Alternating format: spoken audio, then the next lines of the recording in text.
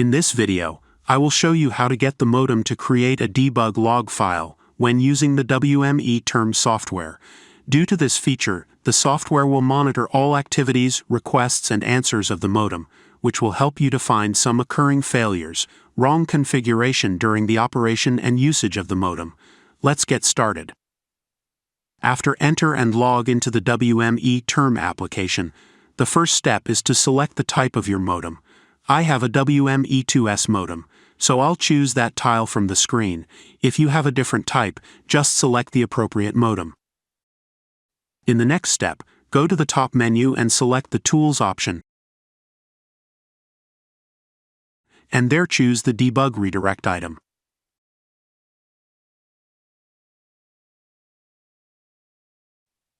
On the Debug Redirect page, you can set the file name of the log file, but if you don't want to assign a custom name, you can leave the default file name.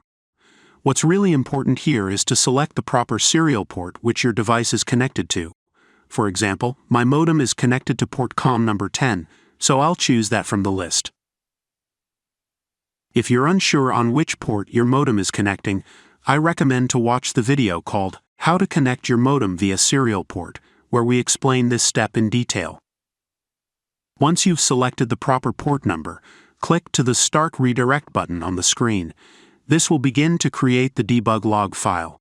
If it was started successfully, you will see the logging appear in the appropriate field. From this point, you don't need to do anything else. The software will automatically save the debug log file. It's important to note that while the debug log is being created, your modem will not be accessible through the selected port, so it does not receive or send any data, and we also cannot configure the modem during this time. When you no longer need the log, you can stop the process by click to the Stop Redirect button. Note that log files are saved in the same folder where from the WME term executive file was launched. If you didn't assign a custom name to the log file, it might be useful to sort the listed files in the folder by date in order to easily find the recent one.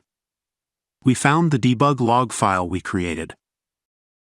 By using WME term to create a debug log file is very simple.